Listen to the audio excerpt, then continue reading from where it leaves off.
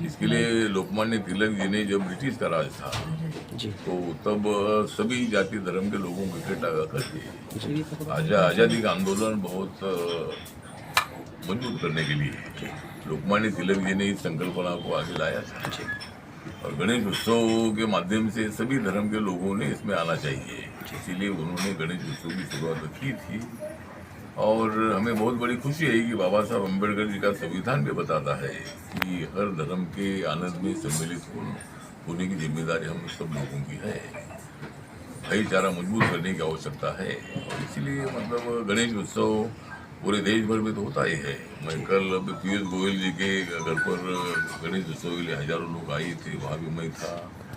और वहाँ महाराष्ट्र सदन जो ओल्ड महाराष्ट्र सदन है वहाँ भी कई सालों से वहाँ गणेश उत्सव मनाया जाता है, वहाँ भी मैं कल था। और लक्ष्मी नगर में एक महेंद्र नड्डा जी है जो लातूर के मूल निवासी रहने वाले हैं, लेकिन कई सालों से दिल्ली में रहते हैं। और वहाँ भी मतलब जो गणेश सेवा संघ जो है उनके तरफ से वहाँ भी गणेश उत्सव मनाया जाता है। तो मैं दिल्ली में वहाँ भी मैं था, उसके पहले मैं नागालैंड में था। तो अनेक जगह पर मतलब गणेश उत्सव मनाया जाता है। और लेकिन सबसे ज़्यादा मुंबई, थाने, महाराष्ट्र में गणेश, पुणे में गणेश उत्सव बहुत ही एक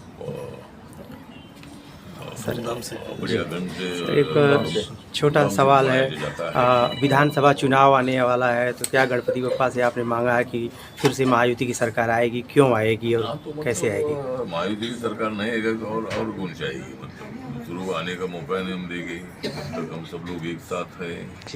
हमारे एकनाथ शिंदे जी है, देवेंद्र फडणवीस जी, अजित दादा पवार जी है, मैं हूँ, हम सब लोग एक साथ है। और लोकसभा में थोड़ी गलती हुई थी, लोकसभा में मतलब संविधान के संबंध में उल्टी सीधी चर्चा की गई थी, आरक्षण के संबंध में भी चर्चा की गई थी। लेकिन इस इलेक्शन में आरक्षण का और संविधान मुद्दा नहीं चलेगा, डेवलपमेंट का मुद्दा चलेगा। और मुंबई में जो भी डेवलपमेंट हुआ है, महाराष्ट्र में जो भी डेवलपमेंट हुआ है, उसके लिए नरेंद्र मोदी जी ने बहुत सारा पैसा, हजारों करोड़ रुपये दे दिया है। और नरेंद्र मोदी जी एक ऐसे प्राइम मिनिस्टर है, दलित है, आदिवासी है, ओबीसी है, जनरल कैटेगरी है, सब लोगों को न्याय देने की भूमिका उनकी है। इस तरह 10% आरक्षण इकोनॉमिकल सेक्शन को दे दिया है। और उसमें सभी उच्च जाति में जो इकोनॉमिकल सेक्शन की जो फैमिलीज है उनको मतलब 10% आरक्षण का फायदा होता है। और ये मेरे मंत्रालय का निर्णय हमने ले लिया है। इसी तरह हमारी मोदी जी का जो विजन है ये पूरे जाति धर्मों को लेकर देश को विकास की दिशा से ऐसी जगह पर पहुंचाना है। आज देश की इकोनॉमी 10 नंबर से 5 नंबर पर आई है। अभी 5 साल हम काम करेंगे तो हमारी इकोनॉमी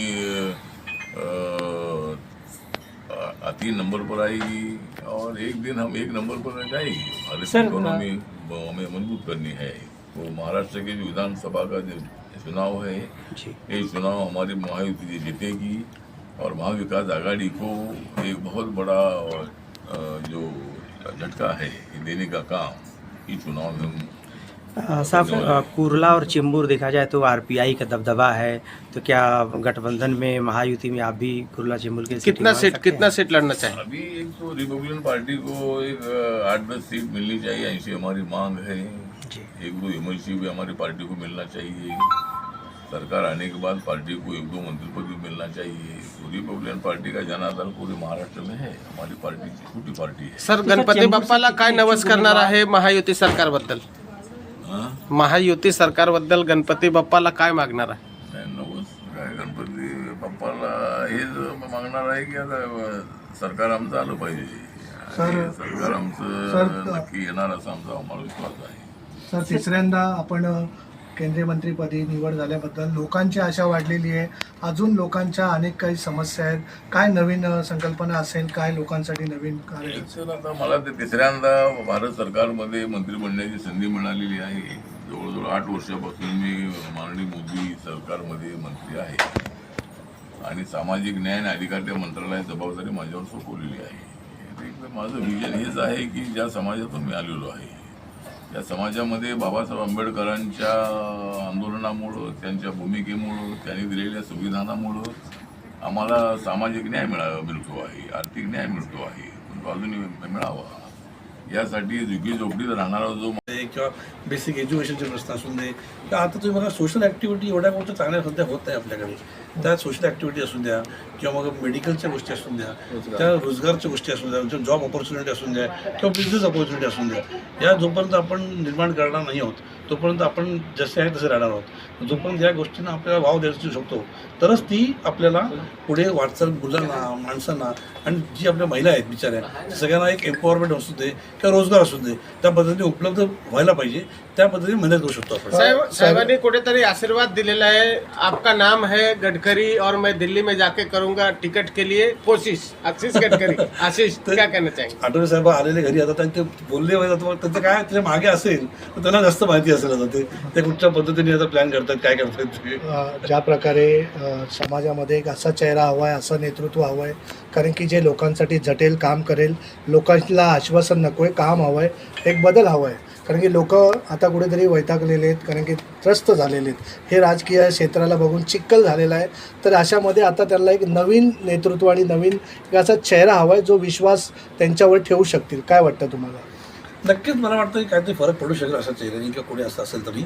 आणि जो असेल व्यक्ती त्यांनी चेंबूरमध्ये जर कामं प्रॉपरली केली आणि चेंबूरला जरी डेव्हलपमेंट करायचा विचार चांगला केला तरी मला वाटतं 5 वर्षासाठी खूप मोठी गोष्ट होऊन जाईल. कारण मागची 5-10 वर्ष बघतो आपण जसं पाहिजे तसं डेव्हलपमेंट झालेलं नाही आहे. फक्त काय प्रायव्हेट डेव्हलपमेंट होते, पण SRA असून दे, बाकीच्या गोष्टी असून दे, या त्या मूलभूत गरजा आहेत चेंबूरकरांच्या, त्या अजूनमध्ये कॅटर होत नाही आहेत. फक्त रस्ते, शौचालय अँड टॉयलेट्स हेच आपण बांधतो सारखे किती वर्ष बांधणार.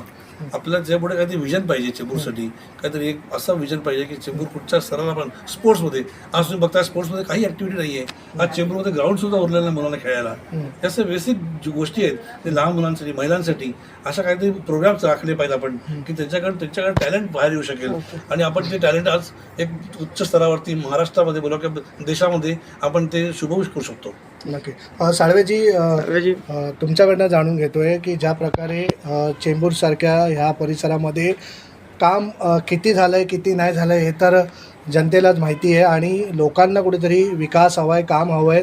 आणि हॉस्पिटल झाले, शाळा झाले, अनेक अशा गोष्टी आहेत, रोजगार झालं, ह्याच्यावर तर कुठे बोललं जात नाही. पण आज लोकांना ह्या गोष्टीपासून वंचित राहावं लागतं.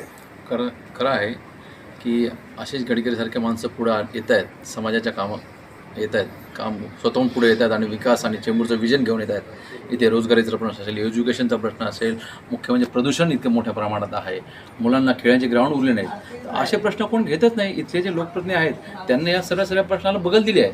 या प्रश्नाला ते डावलत आहेत आणि लोकांना गुमराह करून वेगवेगळ्या दिशेने आपले स्वतःची राजकीय पोळी भाजून घेण्याचा प्रयत्न करतात. नुकतेच सामाजिक न्याय राज्यमंत्री रामदासजी आठवले साहेब आले, त्यांनी देखील सांगितलं की नागपूरमध्ये नितीन गडकरी असतील, मुंबईत आमचे आशिष गडकरी असतील आणि ज्यांच्या नावातच आशिष आहे त्यांच्या तिकिटासाठी मी नक्कीच करेल कोशिश, असा शब्द साहेबांनी दिला आहे. तर मला वाटतं आज गणपती बाप्पासमोर आशिषजींना आठवले साहेबांनी आशीर्वाद दिला आहे आणि निश्चित काळामध्ये आशिषजी चेंबूरचा विकास आणि चेंबूरचं त्यांचं जे विजन आहे हे लोकांसमोर मांडतील आणि लोकांच्या प्रश्न ह्याच्यावरती शिक्कामोर्तब करेल का? बघा, जनतेचे प्रतिनिधी आहेत, जरी ते लोकप्रतिनिधी आले पण जनतेच्या मनात आशिष गडकरी आहेत असं मला माझं व्यक्तिमत आहे. ज्या पद्धतीने झिब्रो फाउंडेशनच्या माध्यमातून काम करत आहेत, लोकांच्या प्रश्नावर ते धावून जात आहेत, ज्या लोकांच्या मूलभूत गरजा आहेत, लोकांना ज्या आवश्यक आहे त्या गोष्टी ते प्रभावीपणे मांडतात आणि करून घेतात. कुठल्याही राजकीय पाठबळ नसताना स्वकष्टाने आणि स्वकर्तृत्व ही सर्व कामं करत आहेत.